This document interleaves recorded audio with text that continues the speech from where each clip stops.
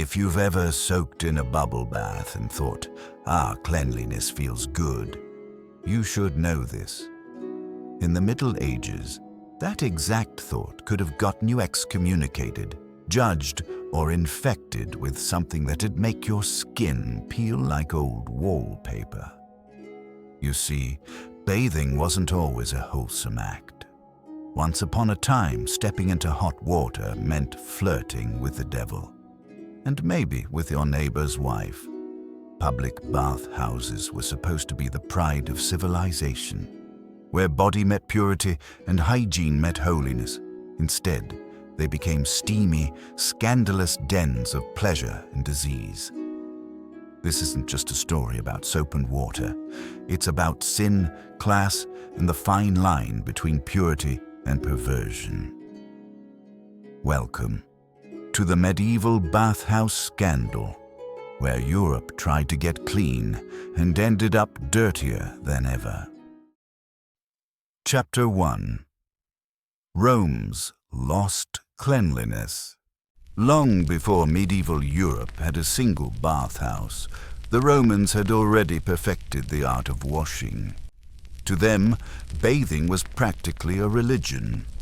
Every Roman city had its thermae, public bath complexes that made modern spas look like sad motel bathrooms. They had marble pools, underfloor heating, perfumed oils, and even snack bars. Bathing was where politics were discussed, deals were struck, and rumors were born. But after Rome collapsed, those once bustling temples of hygiene fell silent. The aqueducts crumbled, the furnaces went cold, and the Christian church, rising from the ruins, wasn't exactly eager to relight the boilers. To early Christians, Roman baths represented everything wrong with the pagan world: vanity, luxury, and far too much naked flesh. Bathing wasn't just seen as unnecessary, it was downright suspicious.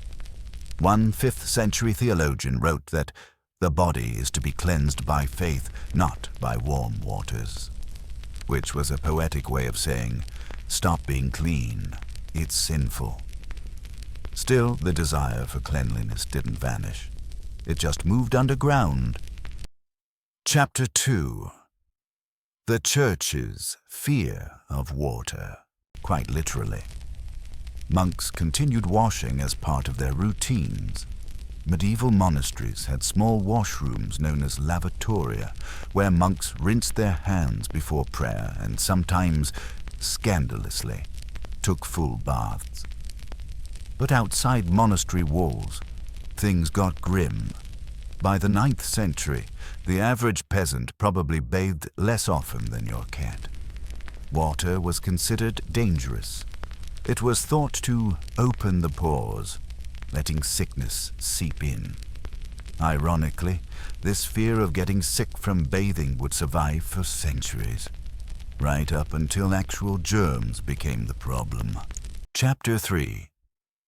Clean in the East, filthy in the West. Contrasting cultures, Islamic hammams, Japanese onsens, and Byzantine baths. While Europe was growing suspicious of soap, other civilizations were thriving in their bathwater. In the Islamic world, the bathhouse, or hammam, became a cornerstone of social and spiritual life. Based on Roman and Byzantine models, these steam-filled sanctuaries were built beside mosques and markets, open to everyone, and maintained with religious care. Cleanliness was next to godliness, literally. Islamic scripture encouraged washing before prayer, and the hammam became a place not just for hygiene, but for community, conversation, and relaxation. Travelers from Christian Europe were stunned when they saw the hammams of Damascus or Cairo. Marble, mosaic, scented oils, and a staff who actually knew what hygiene meant. Meanwhile, in Japan, the onsen, natural hot springs, had already become part of everyday culture. Cleanliness wasn't a luxury. It was a daily ritual, tied to purity and respect. And in Byzantium, the Eastern Roman Empire kept its old Roman traditions alive. While Western Europe rotted in fear of soap, Constantinople still had public baths that glowed with polished marble and perfumed steam. So when medieval travelers like crusaders and merchants ventured east, they brought back more than spices and silk. They brought back the memory of something Europe had forgotten. Bathing felt good. By the 12th century, the idea began to bubble again. And soon, Europe would get its bathhouses back. Only this time, they wouldn't be temples of purity. They'd be theaters of temptation. Chapter 4. Europe Remembers Soap. Reintroduction of public baths in 12th century Europe. Around the 12th century, Europe's cities were rising, and with them, a new class of people who had both money and a little too much free time. Merchants, tradesmen, minor nobles, all looking for comfort in a world that still smelled like open sewers. Enter the public bathhouse. At first, it was innocent enough. In places like Paris, London, and Nuremberg, bathhouses were built along rivers, fed by running water and heated by roaring furnaces. For a small fee, you could rent a wooden tub, fill it with hot water, and, for an extra coin, get soap and a towel. Soon, these places grew fancier.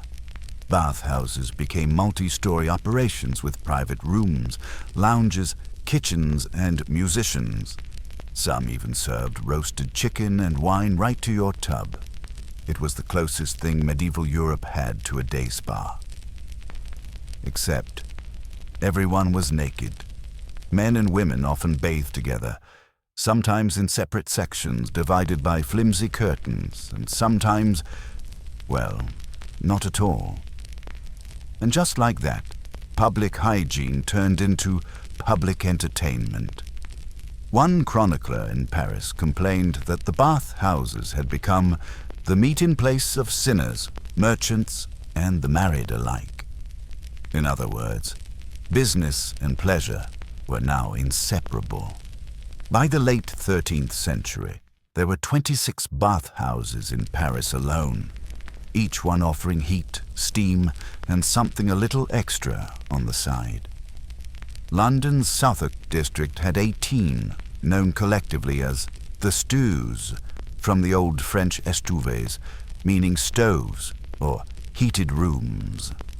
But people quickly realized stew was the perfect word for them, because after a few hours in one, you'd be sweating in more ways than one. Chapter 5. The Golden Age of the Bathhouse. The social rise of bathhouses. Class mixing, luxury for all. For a few shining decades, Europe's bathhouses hit their peak. They were everywhere, in cities, towns, and even rural monasteries. You could find a bathhouse near the market square, beside the church, or tucked away in alleys where the candles burned a little dimmer. In some places, they were a status symbol. In others, they were the only place where a farmer and a noble could share the same tub. Bathhouses had become the living rooms of medieval life. People bathed not just to get clean, but to socialize, to eat, to gossip, and, occasionally, to commit sins that definitely didn't fit under self-care. You'd walk in, hang your clothes on a peg, sit in a wooden tub filled with warm, slightly questionable water, and relax while servants poured wine. Friends would join, sometimes families, sometimes strangers who became friends very quickly. If that sounds weird, remember, privacy as we know it didn't exist yet. Medieval life was communal. People slept in shared rooms, ate from the same bowl, and now they bathed together too. But as the tubs filled, so did temptation. By the 14th century, bathhouses were offering optional companionship. Some bathhouses hired musicians and cooks. Others hired women who didn't wash towels so much as they removed them. A Nuremberg record from 1380 mentions maidens of the bathhouse who were skilled in warming the heart. Charming euphemism, really.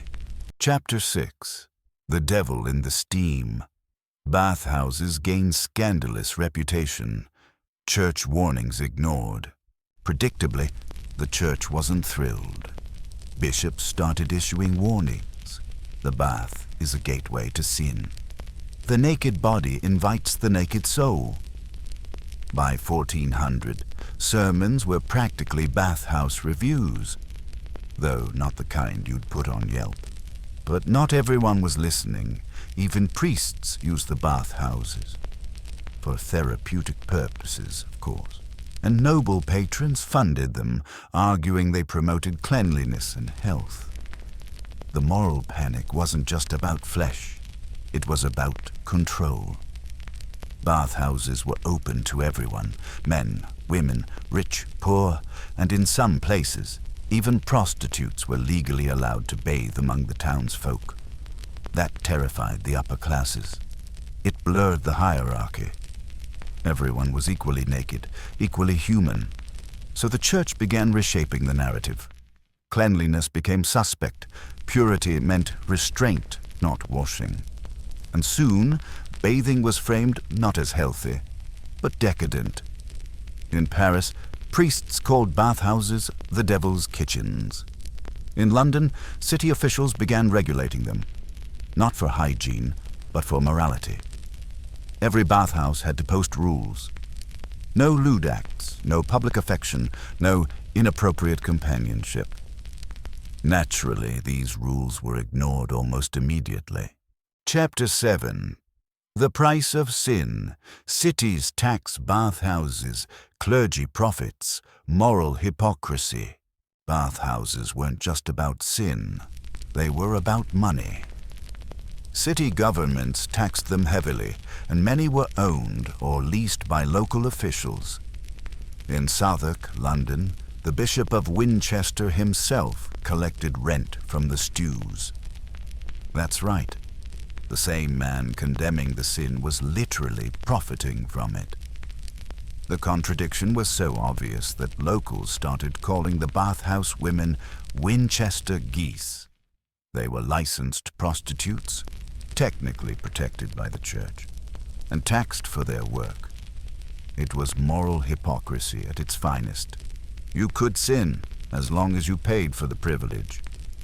Meanwhile, bathhouses grew bolder. One account from Paris describes a house of steam where patrons bathed in wine-infused water and dined on roasted peacock between dips.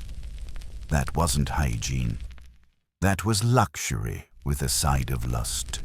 But for every noble lounging in a perfumed bath, there was a peasant scraping together pennies to use the same water afterward. Yes, bath water was reused. Sometimes several times. Chapter 8. Secrets and Steam. Bathhouses as gossip hubs and secret meeting spots.